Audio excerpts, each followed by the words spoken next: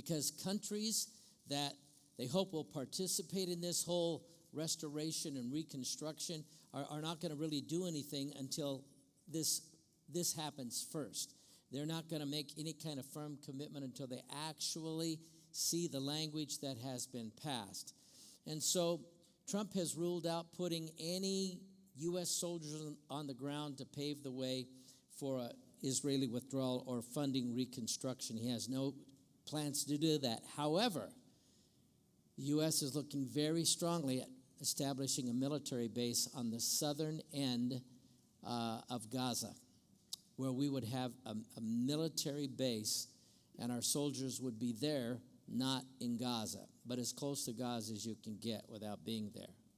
Now, switch with me for just a moment on northern Israel. Northern Israel butts up against Lebanon and Syria. Israel is here, Lebanon's here, Syria's here. This is how those two nations butt up against northern Israel. So more than 4 years ago, there was $2 billion that was given to the Lebanese military, and they were given that so that they could participate in crushing Hezbollah and strengthening their military so that they could truly crush Hezbollah. And what's really interesting is that there are an entire swath of Lebanese military people who are married to Hezbollah, and they're not going to do anything. They'll talk a good talk, but they're not going to do anything. And so 2 days ago, the Speaker of the Lebanese Parliament declared that Hezbollah has a right to rearm itself. 2 months ago, they were talking about the military crushing Hezbollah and working in partnership with Israel. This was 2 days ago. It comes less than 2 months after the Lebanese government agreed that Hezbollah needs to be disarmed and the Lebanese army needs to help make that happen. The truth is that neither of these is going to happen, because Beirut remains unwilling to do the hard work that's going to be required in order to have full sovereignty over their country. I was just 2.5 weeks ago, I was at the Syrian border, and standing there, you could see Mount Hermon, which is the biggest mountain in Israel, but that mountain also takes in a third of it is divided for the Lebanese, and a third is divided for the Syrians. So there's 3 nations that claim a portion of that mountain. And it's big. It's big. As I stood there, they talked to us about how Iran was sending convoys across Syria to this mountain, and they're going over the mountain to Lebanon to rearm Hezbollah. And 3 days before I was standing there at that fence, they had taken out 2 major convoys that were going over the mountain, the IDF had. They are working diligently to rearm Hezbollah. And the truth of the matter is that Beirut is basically a coward. And while they're a coward, Israel is still facing the challenge that it's got to deal with not only Hezbollah, but some of the anti-Israel forces that are still in Syria. And it's quite literally a matter of life and death for Israel. So where do you go from here?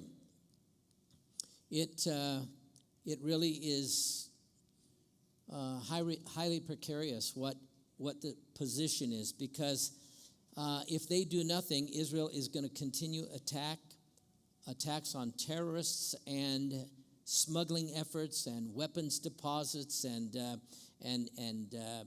caches of munitions and guns, and it's only going to create higher quantity and intensity. It's going to require that from the IDF as Hezbollah endeavors to raise its quantity and intensity. So yesterday, they passed this resolution. And this resolution is what really creates that board of peace. And I've said to you, when I talked to you about this, and we worked out of Daniel 9 and talked about this agreement, I said that you really need to be watching and paying attention to who's going to make up this board. But this resolution mandates the oversight of this administration and the rebuilding of Gaza Strip over the next 2 years, and then, assess it. So along the coming weeks, it's going to be very interesting to see who ends up on that, what their decisions are, because they are going to bring in other military troops and put them in Gaza, and depending on who's on that board, could create a lot of hell. For example, if they decided that Turkey wants to send some of their troops into Gaza, they are terrorist supporters. And even though it's a NATO nation, Erdogan detests Israel. And if he sends his troops there, if he's on that board and says, hey, we're going to send our troops in, I can tell you, they will be buddying up with Hamas because they've helped fund Hamas. And so these kinds of things are the things that you got to watch for, because this Security Council makes mention in this resolution of creating a Palestinian state. And the reason that they're doing that, it's kind of a throwaway line, but the reason that that is in there is because the other European countries who feel so strong that there should be a Palestinian state, they wanted that included in that resolution. And it's nothing more than a lie at this point, but they put it in there anyway, and they're going to endeavor to sell a lie to the European nations and the other nations who want to see that happen, as well as the Palestinian people. But if you're paying attention, guess who's against that whole thing? Prime Minister and good old President Trump. And other than that, there's hardly anything new under the sun. All right, except for this next one. And that is that they're going to put this base down south. They're really looking hard at that. And, I don't know how smart this is, and I don't know, truthfully, how Netanyahu feels about the United States. They're wanting to become less dependent and more independent, separate themselves from being so dependent on the U.S. How about this one, the Islamization of Texas, how 6 city leaders handed a foreign imam the keys to Houston, Dallas, and beyond. Did you see this at all? This thing here is absolutely amazing. So last week, variety of officials in these cities of Houston and the surrounding area gave the keys to the city of Houston, the town of Sugarland, and the open door to really feel so welcome that they can truly just be counted as one, if not highly, highly appreciated and respected.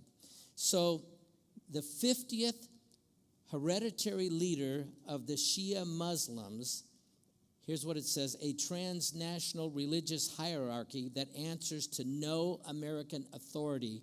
That's who they gave the keys to.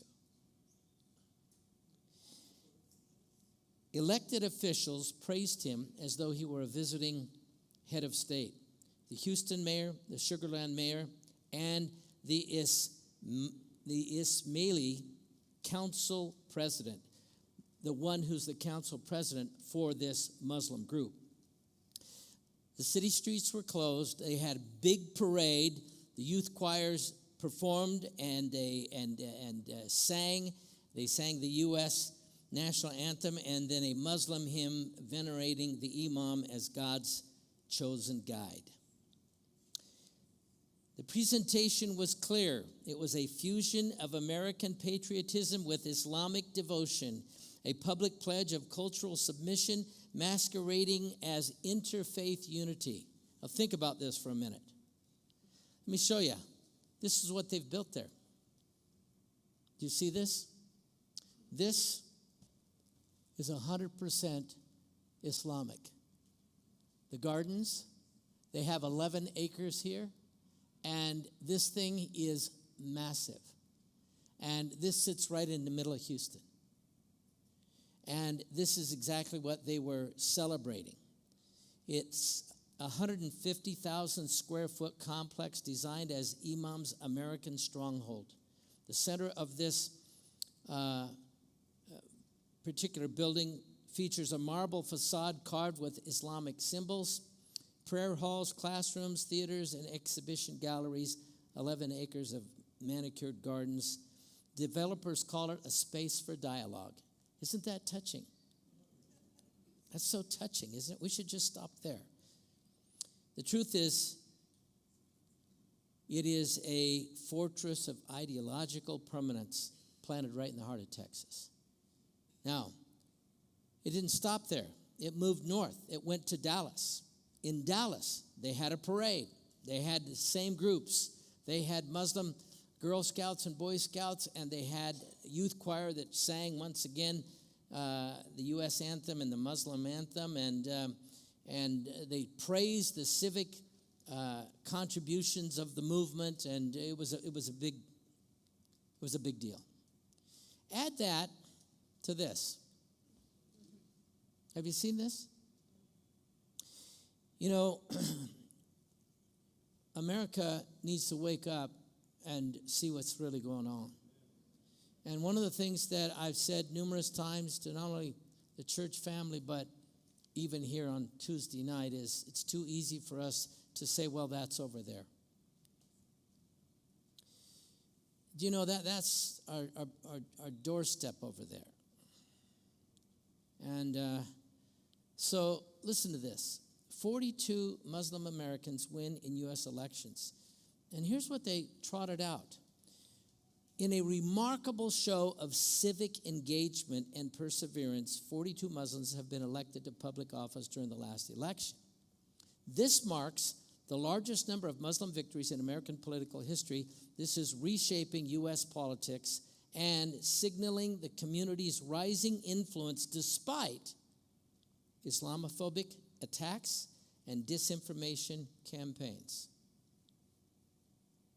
The diverse group of winners spans at least 9 states, from New York and Virginia to Michigan, New Jersey, Maryland, Washington, Ohio, Pennsylvania, and North Carolina. The newly elected officials include 5 mayors, 4 state legislators, 2 judges, and dozens of city council, school board, and county officials, reflecting both the breadth and the depth of Muslim participation in American democracy. The record-setting result underscores a decade-long shift, or what I would say is decades-long shift, from the Muslim political marginalization at 9/11 to a growing representation at nearly every level of U.S. government. So, a lot of people who forgot about 9/11, a lot of people who want to put that thing in the rearview mirror, but again, unless you learn the lessons, you repeat it. This guy that we have right here in the picture, what do you know about him? What do you know about him? Do you know that he was a former state legislator there in New York, that he ran a very progressive platform that focused on a variety of things that sounded so good to the people, but when applied to reality, it's absolute socialism at its height. What you're going to see is you're going to see a mass exodus of common sense people out of New York and an influx of a lot of other people coming into New York that will turn that place into Minneapolis. And if you know what I'm talking about when I talk about Minneapolis, it is the place where they fly the Muslim flag in a lot of places, and it's a very anchoring hot spot that they've created. And one of the things about it, it's going to take a miracle to vote the leadership out of office. And this is the open door that's going to happen right here. Add to this that in Virginia, Muslim woman broke another barrier, becoming the first Muslim lieutenant governor in U.S. history and the first Muslim woman ever elected to a statewide office. So, pretty interesting. Pretty interesting. The world events, as far as I'm concerned, testify to the reality that we are living in Bible times. We're living in Bible times. We're living at a time like no other. We live in biblical times. The Bible says that in the last days, it would look exactly like what we see happening all around. And I say that with a level of optimism because God is true to his word, and we know that this is not the end. It doesn't end like this. The reality is that in these last days, we ought to be doing exactly what Jesus encouraged his disciples, When you see all these things coming to pass, look up because your redemption is drawing nigh. Do you remember this? So I don't know how anyone can miss how closely the world events are aligning with what God prophesied for the days that were leading up to Messiah's coming to earth. The many distractions of the 21st century living have blinded so many people, multitudes of people, including a number of believers. The multitude of signs that are pointing to the encroaching approach of God's judgment is no small thing. And this is why this is so important, The lawlessness and corruption of our day already far exceeds what I thought would be possible in my lifetime. Paul writes about this man of lawlessness. He writes that this man of lawlessness, the mystery of lawlessness is already at work. So what does that look like? It means disregard for civil authority. Thank God we don't have that going on yet. Did you see the ad that was put out this weekend calling on our military to defy the orders? Did you see this? It was put out by senators and congresspeople who are in the blue side telling, don't cave, don't give in to it, don't do it, don't obey the orders. I'm telling you, the civil authority that we see today is held with such disregard that I think there's no doubt that it really fulfills the warnings that we read about in the Bible. Perilous times are going to come. This is what Paul writes to Timothy, his letter. The ramping up of anarchy and violence is evidenced by the murder of Charlie Kirk. And you know what? You have a nation divided over the very murder of the guy. I mean, whatever you want to come up with for conspiracy stuff, that doesn't even factor in that this was the loss of life of a phenomenal young guy. And instead of recognizing for just blatant murder right in front of hundreds who were watching, we'd rather talk about other things and start making it an issue of division. And this happened publicly. It was viewed by people around the world. And I think that if you need to point to something that was blatant lawlessness, the table is really being set. It's being set. And we know that, these things have to happen before Messiah comes. But someday soon, he's coming. And it's God's patience with the wickedness and the killing and murder of innocent in both America and around the world won't end until that time comes. And the Bible says God is going to judge the world in real time, that the world is going to experience sudden destruction that will mark the beginning of the wrath of what the Bible refers to as the day of the Lord. Whenever you see that phrase, it's never a good phrase.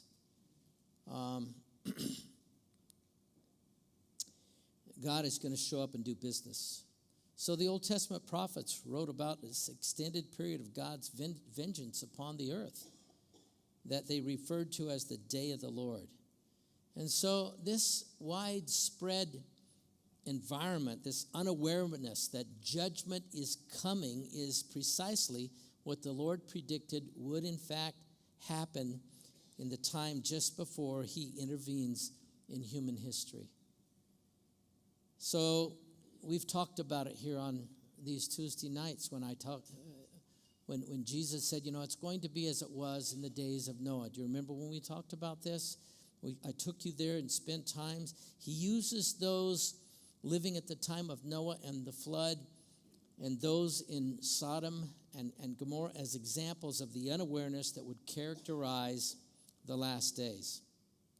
So I say all of that to say this, that, as the days get darker, now is not the time for those of us who have our faith in God and know how the story ends. It's not time for us to become weak in the knees.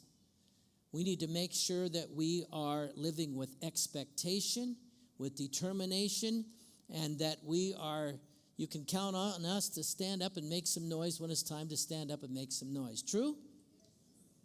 Because otherwise, we have nothing to offer the world in terms of the difference that God makes. The personal work of Christ in our life. And so I just would say to you, this is why this is so important, because I think we're living in these Bible times for a reason. And if God has us here for such a time as this, we better be living with our antennas up and living as close to God as we can possibly live, right? That way we hear what he says so we can do what he wants us to do.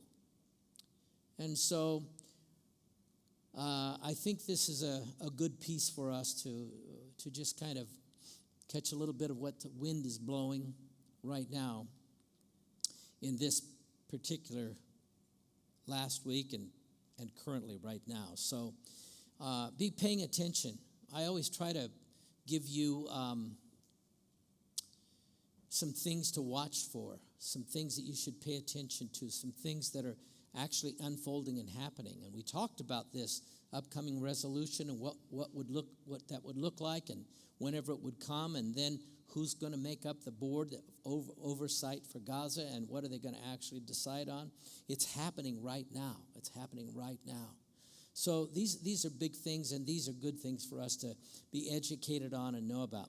So when we come back from our break, we're going to talk about the issue of Isaac and Ishmael and what created something that was world-changing back then that still has got repercussions in the 21st century.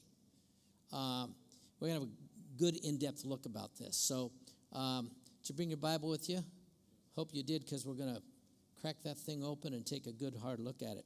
So just before we break, let me just cover announcement because this is a good thing. I still have for sure one spot and would like to fill 2 spots. If you know of anyone who's looking to go to Israel, our trip is coming up. There's an itinerary right over there on the table, and you can grab one and check it out. But I'd really like to get that filled up. Our drop-dead date was yesterday.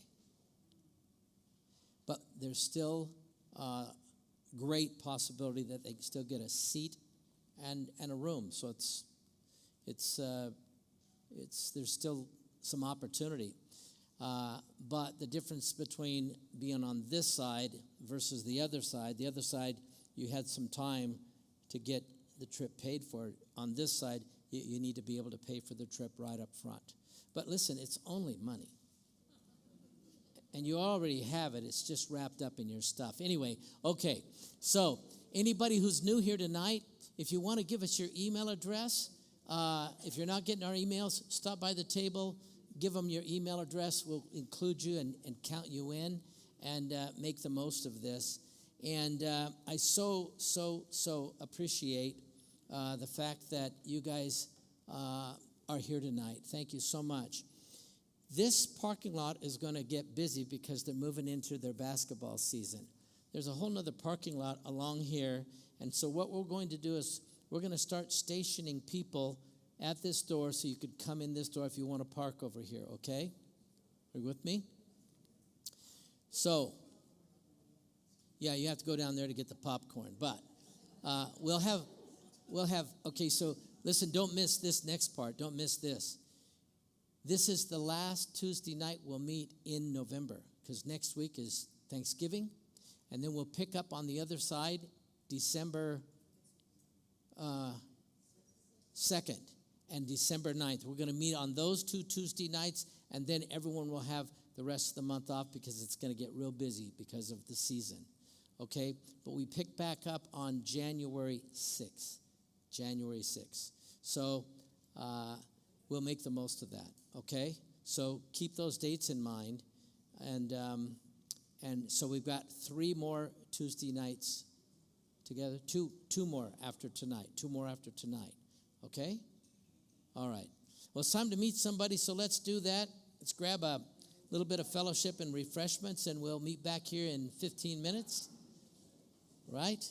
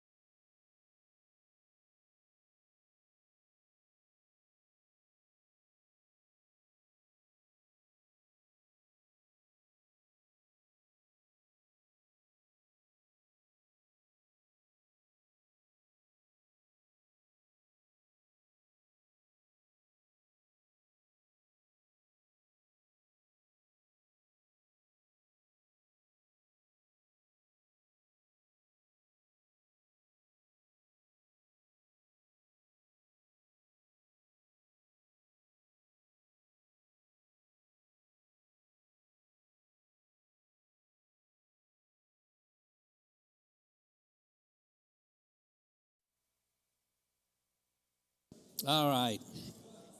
You guys ready to get going? Let's light this candle.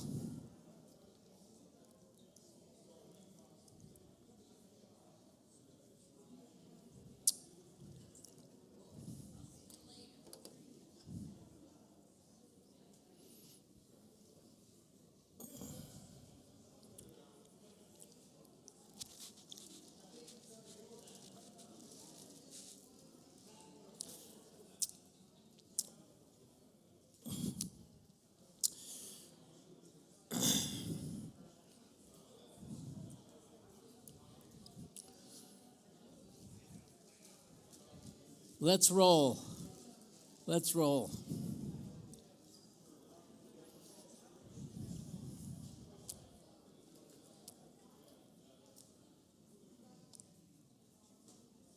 Hey, you guys, just before we jump in, could we just say thank you to HIP for playing tonight? And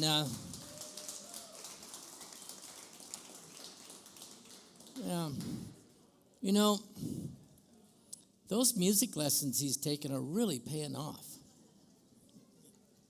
I love that. Yeah.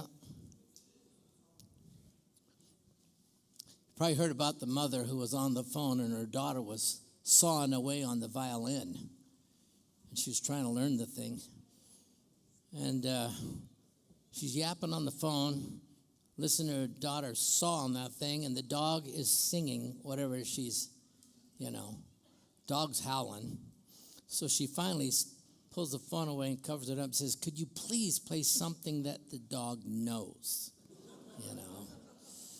And that's what we love about HIP. He plays stuff we know, right? Yeah, we even got a little Christmas music tonight. Yep.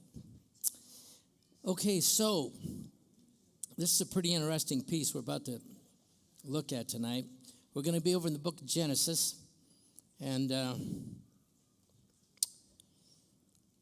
I think when we catch up with Abraham in chapter 21, it could be described as the best of times and the worst of times. And this is a very, very interesting piece that starts way back. So we're talking at least probably 4,000 years ago. And for Abraham and his sons, the chapter really describes this momentous world-changing event. And depending on which son of Abraham that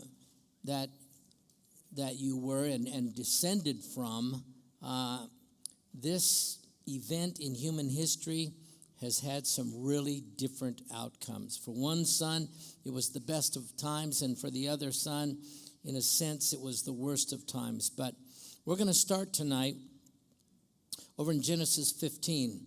So here's what it says. It says, "After this, the word of the Lord came to Abram in a vision. 'Do not be afraid, Abram. I am your shield and your very great reward.'" What was Abraham's reward?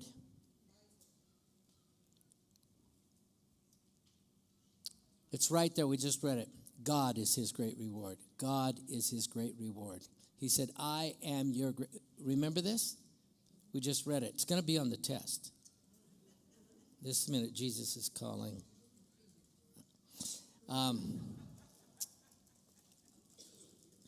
Genesis, let's continue on. "But Abram said, 'O sovereign Lord, what can you give me since I remain childless, and the one who will inherit my estate is Eliezer of Damascus?'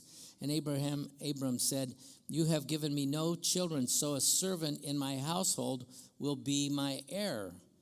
And then the word of the Lord came to him, 'This man will not be your heir, but a son coming from your own body will be your heir.'" Love that. Now, let's go on over to Genesis 16.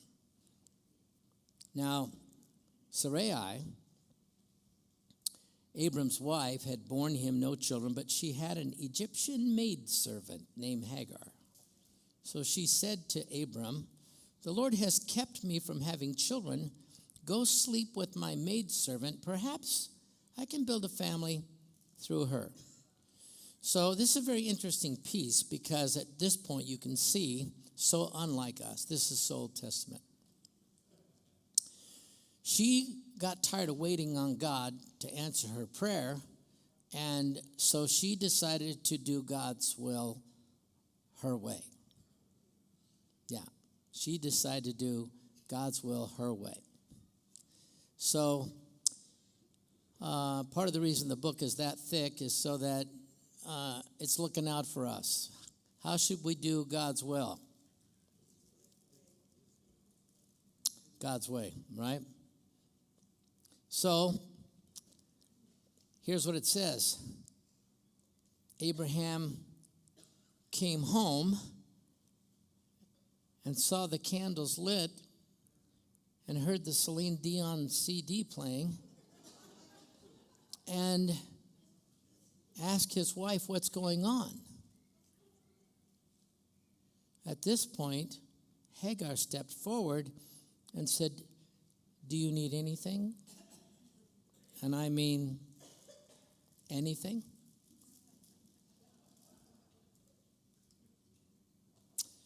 So Sarah, his wife, took Egyptian maidservant Hagar and gave her to her husband to be his wife. He slept with Hagar. She conceived. So Hagar bore Abram a son, and Abram gave the name Ishmael to the son she had born. Interesting story, isn't it?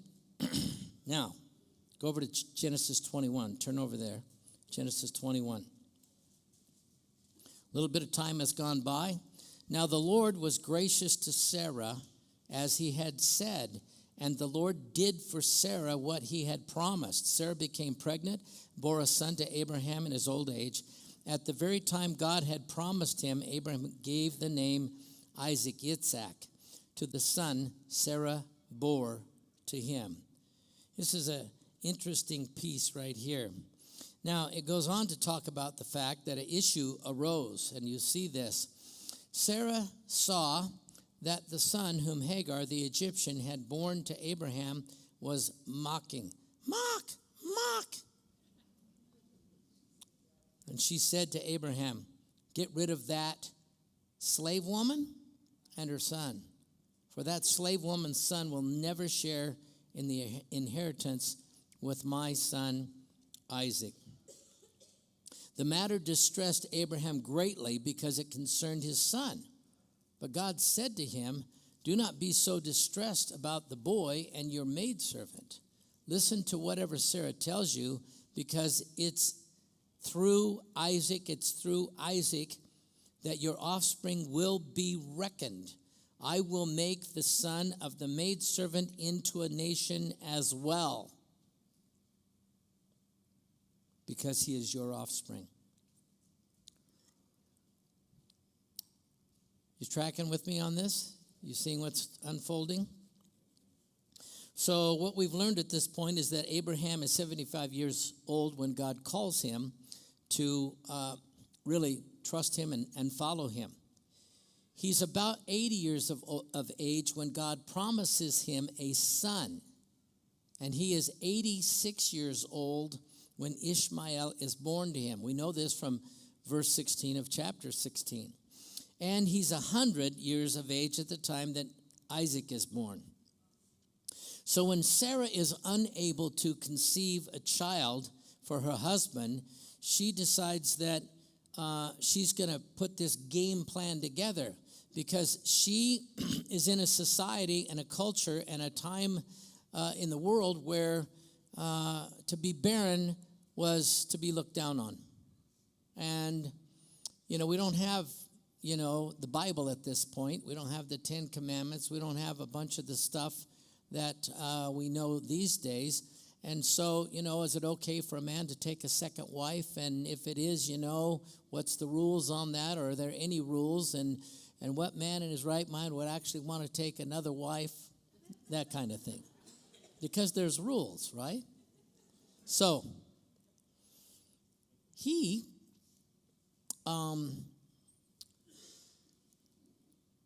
he encounters Sarah's maidservant. Now, where did she come from? She was a gift from her father, the Pharaoh, when he evicted Abraham and Sarah and said, listen, you guys pulled the wool over my eyes. You weren't truthful with me.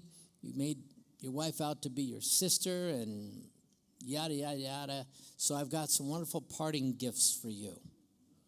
And he gives him parting gifts, herds and flocks. And he goes, by the way, listen, I've got a wonderful, wonderful gal here, and I'm going to bequeath her to you. So this is where Hagar comes into the picture.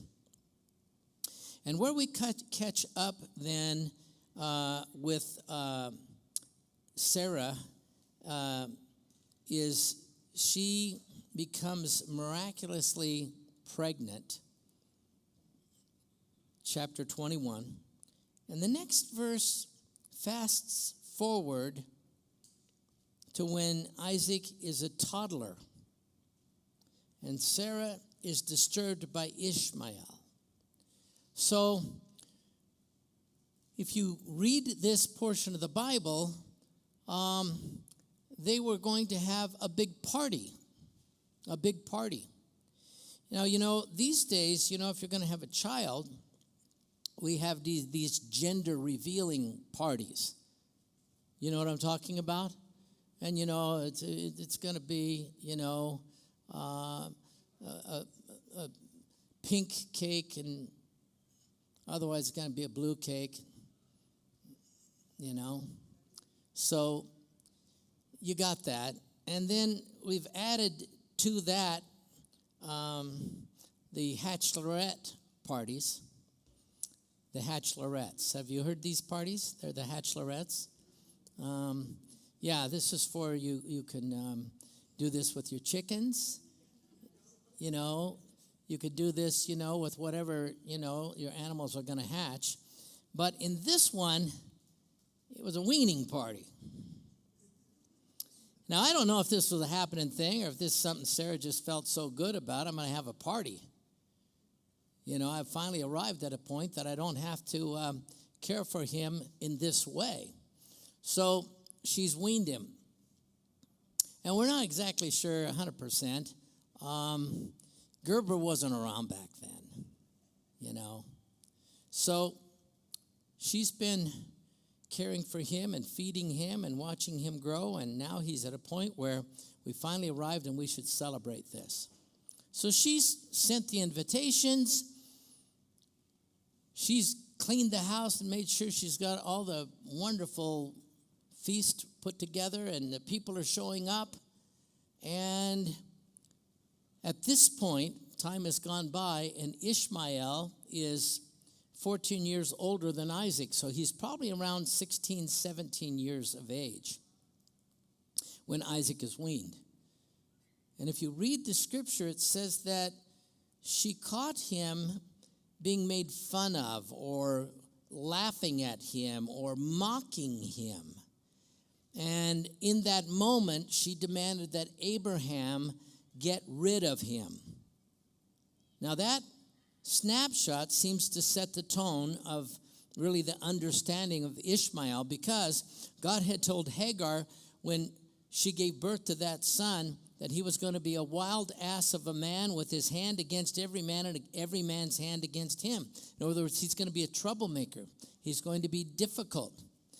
Now, he is bigger and stronger and older than his helpless baby brother. And yet he thought it was sporting to mock this little brother. So the question is, what really happened in this story? Because Sarah had such a visceral reaction to Ishmael playing and laughing at the time of this weaning party. The story behind the story, and it's really a very interesting and controversial explanation. But The issue was, namely, that she caught Ishmael molesting Isaac. And where do they come up with that? He was molesting his younger brother. And the word for mocking, laughing, is the exact same word, metzahek. And it's found in Genesis chapter 26, verse 8. It's found in 3 different places. One of those is with Isaac and Rebekah, and they're in the Philistine town of Gerar.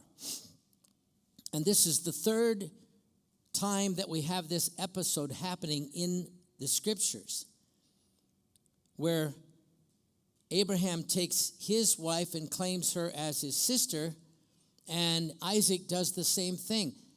Abraham does it twice. Isaac does it with his wife Rebekah. He says, "This is my sister." And so the first 2, revolve around Abraham, and the second one here is Isaac and Rebekah, and they have pretended to be brother and sister. And at this one point, the ruler of Gerar, who's really the king, Abimelech, he's the ruler, he's out, and he's known Rebekah as Isaac's sister. He is out in the garden, and he's looking through the lattice, and he sees Isaac absolutely metzahecking his wife. So is he laughing with her? Is he mocking her? The word that most of the English Bible versions have in it is he was sporting with her. So I guess that word sporting means more than just, something that takes place between 2 teams. It's a very interesting word. So he looks through the lattice work and he sees Isaac, and this is the word that's there in the original language, metzahek. It's kind of interesting because that word Isaac comes from the root of that word metzahek, yitzhak. That Isaac is fondling Rebekah, so Abimelech concludes that they are husband and wife and not brother and sister. Is it possible that this is what Sarah saw that created such visceral reaction? Because she could very well have seen the older brother molesting her son, and if that was truly what happened, it would really explain her reaction to that. And, it's a very interesting thing. This is why I said when I launched into this particular piece, it's got some controversy with it. But if you really take a look at it, and let's think through this a minute, because we can imagine that the jealousy, and we know if you know this story of Sarah and Hagar, she gave her Hagar so that they could have a child. But then while she was pregnant, Hagar apparently, provoked Sarah numerous times to the point that Sarah got a little bit abusive with her. And so she ran away. And this jealousy began to rise up, and it began to really impact her relationship with Hagar. And then when Ishmael comes along, this effect, it served to just kind of frame this view towards Isaac right from the beginning, because here you've got this woman who's going to now give birth to the promised child, and she can't hardly stand Hagar and her son.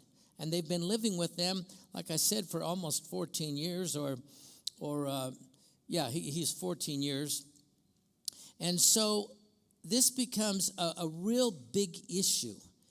And you can just imagine that it doesn't take too much of a stretch to believe that Ishmael was told repeatedly, and this is one of the verses that we looked at here, that, Isaac was to be the one. We read it a couple times, that Isaac was to be the promised child. He was to be the one who would really be the son of promise.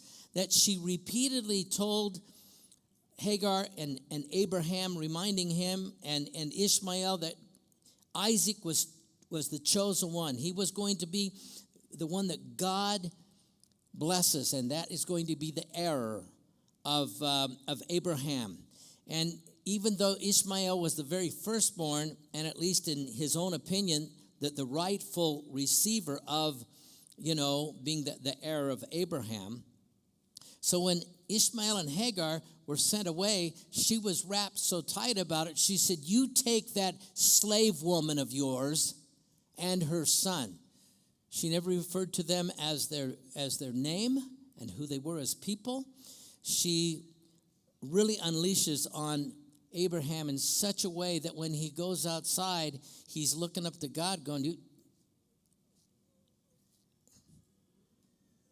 it's in the white spot right there in the Bible. I don't know what to do. And so you can just hear him thinking that, man, my life is just nothing but a big mess. It's a mistake, and I wish, this had never happened.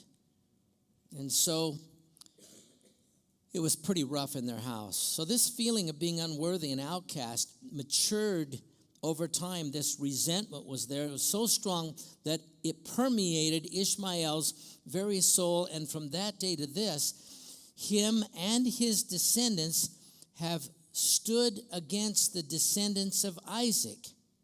And in the anger that was fueled by the enemy himself, the enemy was getting a foothold there, and that foothold grew to become a stronghold so powerful that it has lasted through all of these generations since the dividing up of the land. Now, all of this happened because Abraham and Sarah grew, weary. They grew impatient with God and tried to fulfill his promise in their own ways. I submit to you tonight, it is hard to wait, isn't it? I hate waiting. But there is a time. So a generation later, Esau comes into the picture. And he felt similarly disenfranchised from the family because of Jacob's manipulation of their father. And this was the case even though Jacob, only received that which he purchased from Esau in negotiating with him. He got the birthright over a bowl of stew. But it created this moment of extreme anger after he realized I was hungry and my brother took advantage of me, and it makes me really angry. At first he thought it was just a mere trinket. It's no big deal. But Esau was so angry the next time that Jacob and his mother fooled him, ripped him off by presenting him as the firstborn of Isaac so he could get the blessing. He's so angry with his father that he refused to accept the reality of what was. He wept. If you know the story, he wept, he begged, he pleaded with his dad, "Please take the blessing back." And Isaac said, "I can't take it back. I've already spoken it. Please reverse the transaction. I can't do that." And so he decided in his anger to do the one thing that would absolutely destroy his dad's heart. And that was when he went and married Mahalath. He married one of Ishmael's daughters. And this is what it says in Genesis 28, 8 and 9. Malhalath.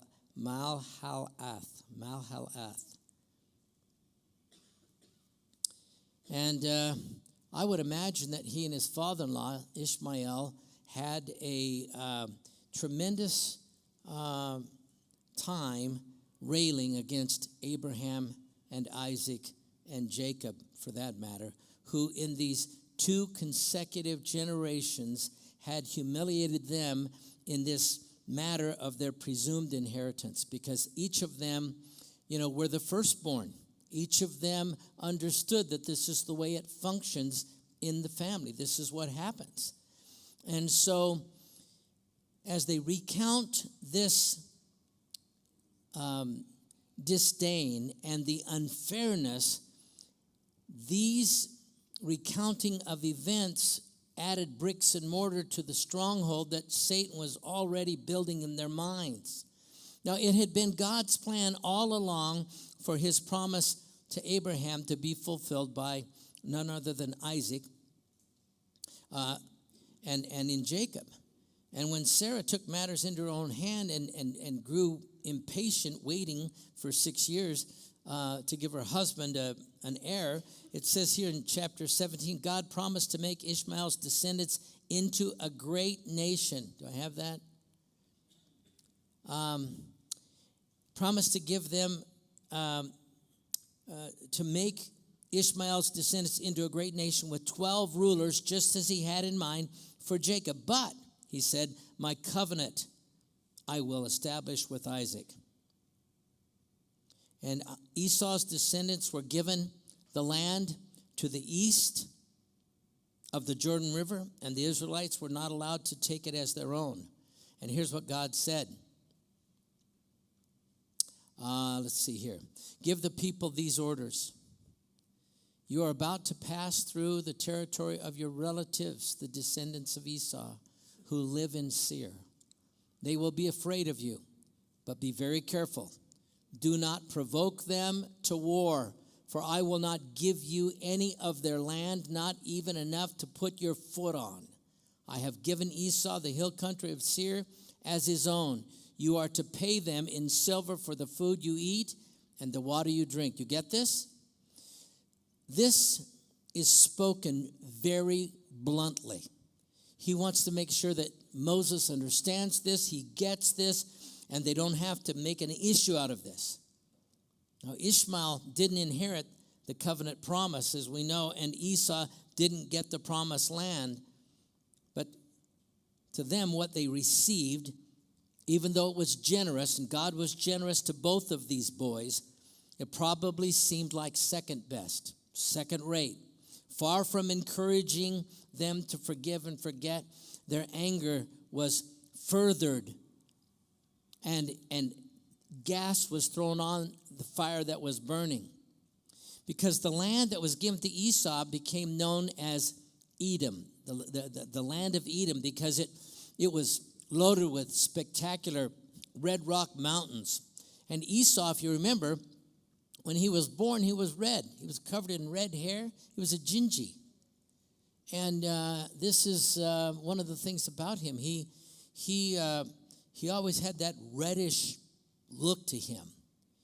And so God gives him that area down there, and Edom, because it represents that color of red.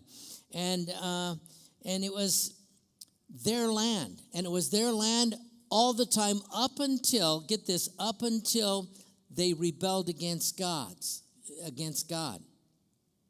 And do we say that because they were living for God? No. It's because God had made it clear to Esau, this is going to be your land, and it's your land as long as you will abide by what I'm telling you. And when they decide to not abide by that, they will lose it. So Esau's descendants thrived there. They thrived in that land. But the final straw came when the Edomites, Esau's downline, took advantage of God's punishment towards Israel during the Babylonian War. And here they are hearing about this and trying to stay up to speed on what's actually happening and thinking now's our chance to get that promised land because they're going to be hauled off of it. And we've been coveting that. And this is now our chance to absolutely grab that land because we didn't get it and it should have been mine. And even though God had given him his own land and was very generous, he still coveted that land. So they sided with Nebuchadnezzar. The Edomites sided with Nebuchadnezzar and cut off the Jews who were trying to escape from the Babylonian armies. And they ambushed them, and the Israelites were captured, and they looted their homes. And I want you to see what happens, because we read about this whole event over here in Obadiah. And this is an amazing piece. Because of the violence against your brother Jacob, you will be covered with shame. You will be destroyed forever. Now look at these. This is an indictment on Esau and his downline. You get this?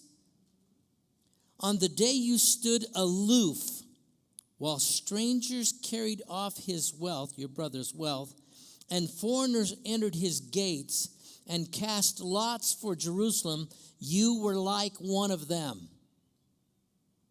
You should not gloat over your brother in the day of his misfortune, nor rejoice over the people of Judah in the day of their destruction, nor boast so much in the day of their trouble. You should not march through the gates of my people in the day of their disaster, nor gloat over them in their calamity in the day of their disaster, nor seize their wealth in the day of their disaster. You know what it tells me? God pays attention to what's going on in our lives. These are his people. And God pays very close attention to those who belong to him. And it doesn't mean that he doesn't pay attention to those who don't belong to him, because he does. He waits for the moment that they cry out to him. But look at this. It's telling us that God is paying attention. He keeps these things in mind. You should not wait at the crossroads to cut down their fugitives, nor hand over their survivors in the day of trouble. So I want you to see this, because this is pretty cool. So let's just look at the map here. So we know that this is the land of Israel, right? Do you know your map? Here's the Dead Sea. The Dead Sea. Here is the Sea of Galilee, Jordan River.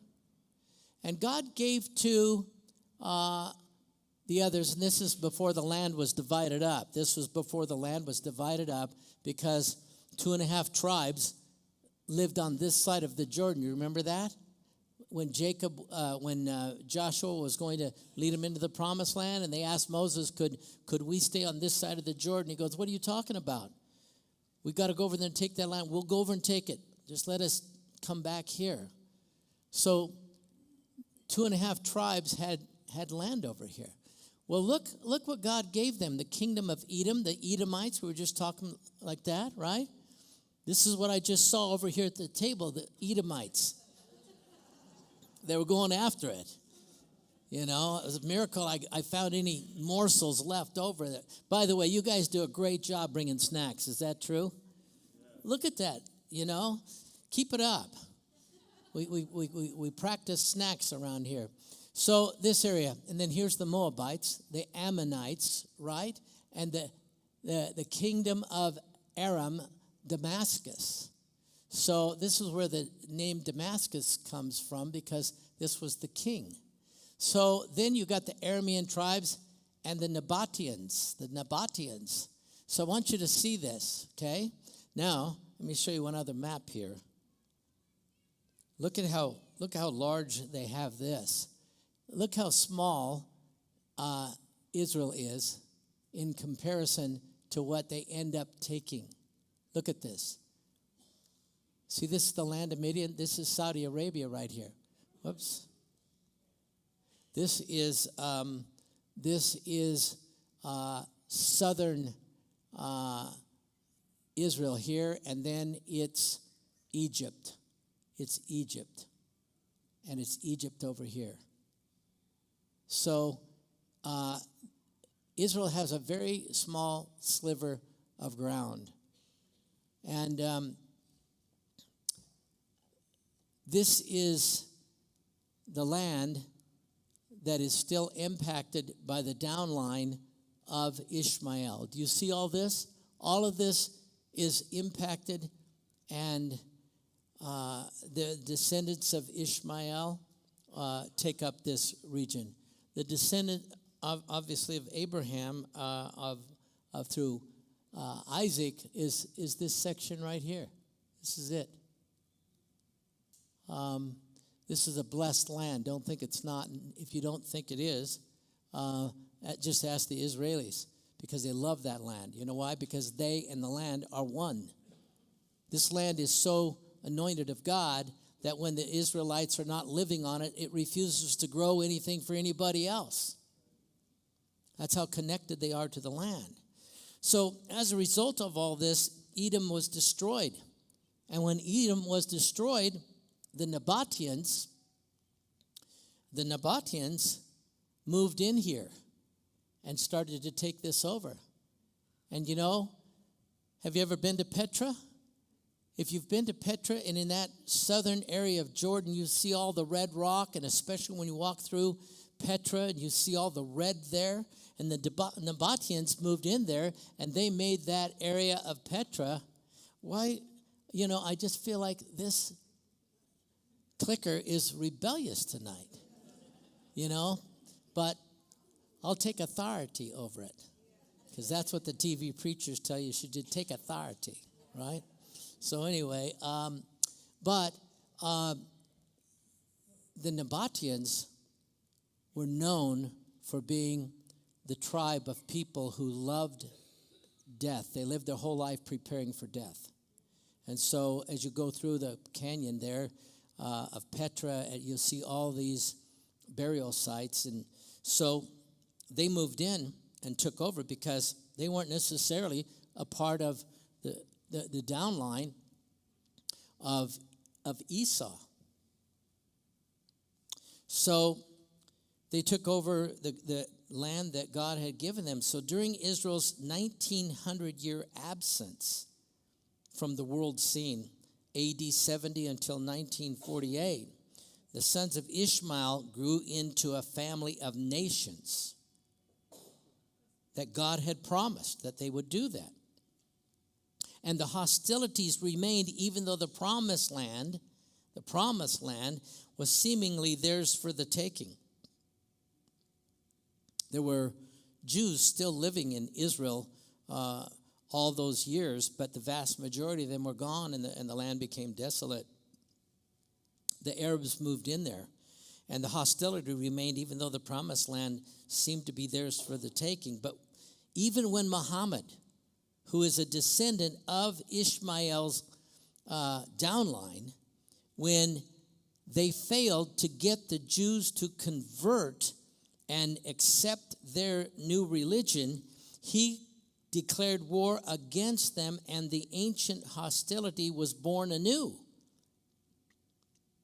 What had been kind of calm, it was born anew. It awakened, and all the old feelings of resentment were rekindled. And even though the armies of Islam embarked upon this era of conquest and wanted to capture everything, they eventually took them all the way to eastern France. And they maintained this special hostility toward the Jews. And then a miracle happened. The unimaginable happened. For the third time, they were required to step aside from that land that they had felt was their own, so that the sons of Israel could move back on it. They declared Israel a state and said that belongs to the Jews. And God was bringing his people back, is bringing his people back to the land, just as he promised Abraham so many years ago. Never mind that the land had been pretty much abandoned for much of the past 1900 years before that. It had been Muslim land, but now it's giving back to their sworn enemies, the Jews. It violated their sense of ownership. They felt like they got ripped off again, and tainted as though it was, it violated the promise of their religion. Why? Because Muhammad, himself had told them that any land conquered in the name of Allah would never be lost again to the infidels. Well, guess who's living there? The infidels. And of course, by now, the majority of Muhammad's followers weren't sons of Ishmael, because there were Persians, and there were Egyptians, and there were Babylonians and Assyrians, and those people will tell you straight up, we are not Arabs. We are Egyptians. We're not Arabs. We are Persians. They'll correct you very, very fast. They use their biblical names. But their historical hatred of the Jews has been kept alive throughout that region because they all shared the same feelings in common against the Jews. And even many of the Jews who were returning home after being gone all of those years, many of them were not from the 12 tribes because there were many converts to Judaism. Many converts to Judaism. So even though we have people from the 12 tribes, and 10 of those somehow seem to have gotten lost, but Jews are coming home, and it's a real mixture that's going on.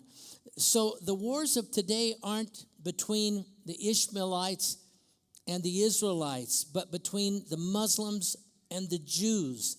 And the family feud that continues on became a battle of religions.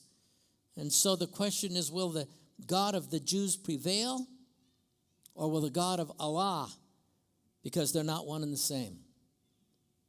So the God who inhabits eternity, the Bible says, created that land and gave it to Abraham in an everlasting covenant. And the God of this world, Satan himself, has taken it as his own and refuses to give it up. It's the most hottest contested piece of real estate in the entire universe. And the contest has both of its origins in the resolution of the spiritual realm. That's where the roots are, not in the assembly halls. So we come full circle. Ishmael represents the Muslims. They are the older brother that's bigger and stronger. But Isaac, represented by the Jews, is still the child of promise, the children of the covenant. And as we'll soon see, what God promised, he performs. Against all odds, Ishmael will once again be driven away, and God will use the opportunity to reinstate his ancient covenant with the children of Israel. And I love that. It's another giant signpost that the end of the age is upon us, because look at what's happening, and look how it's happening, and look at what we talked about tonight in terms of having to be stationed and positioned to defend itself from the north and the south. You can almost hear the footsteps of Messiah. So, while Abraham was still alive, after Sarah died, he got married to a gal by the name of Keturah, and they had 6 children. Now, there's a variety of Bible scholars who say that Keturah, that he married, was actually Hagar. Hagar was her official name as a princess, but Keturah was her given name. They had 6 children. And Abraham, it says that before he died, while he was still alive, this is the word of the Lord, Genesis 25, Abraham gave gifts to the sons of his concubines and sent him away from his son eastward to the land of the east. What's he doing? He's making sure that there's not going to be any conflict. I'm giving you this section. I'm giving that to you. I'm giving you plenty of things that you can take care of so you don't have to ever come back here again. And so God had already pinpointed Isaac as the promise of child of promise, and the covenant line would come down through him, and that meant he needed uncontested living with his family, and that's what God provided for him. So he sent all the other sons of Abraham away. Abraham safeguarded the promise exactly the way that God revealed to him that he should handle that. And he left everything that he truly owned and that he set aside for Isaac. He left all of that for him. And so what was a world-changing event there in that house of Abraham and Sarah, we still feel the repercussions of that in the 21st century. And I think this is such a good piece for us to know the history about how God intended this and what's happened, because you'll have people, because one of the things that's constantly beating the drum on the news is that, you know what, this land belongs to us and the Jews are occupiers. Well, you better know that the title deed to that land is written in the book, and that book is God's word. So, isn't the Bible a great book? Isn't it a great book? I so appreciate you being here tonight. I won't get a chance to connect up with you. Jerry and I look forward to seeing you guys on the first Tuesday of December, okay? Two more Tuesday nights together, okay? Let me say a prayer for us before we go. Lord, thank you for the way that you include such amazing things in your word. We want to know it better than we do. Help us. Help us to know it better. Help us to know you better. Thank you for each of these people who took time to be here. Bless them. May this be a really wonderful season as we give thanks to you and consider all you've done for us and your generosity towards us. Help us to hold the things that you entrust to us tightly. Help us to be mindful of the things that you've given to us. We pray for Israel tonight and your continued hand upon her. We ask you to watch over all of our Jewish friends and all of the Jewish people, not only there but around the world. And we ask, oh God, that you will show the world that there is a God in Israel who continues to watch over, the God who never slumbers and never sleeps. Thank you for giving us a chance to know you personally. We're really grateful, and we need you. In your name, amen. Hey, have a good rest of the night and a good rest of the week. Thanks again for being here.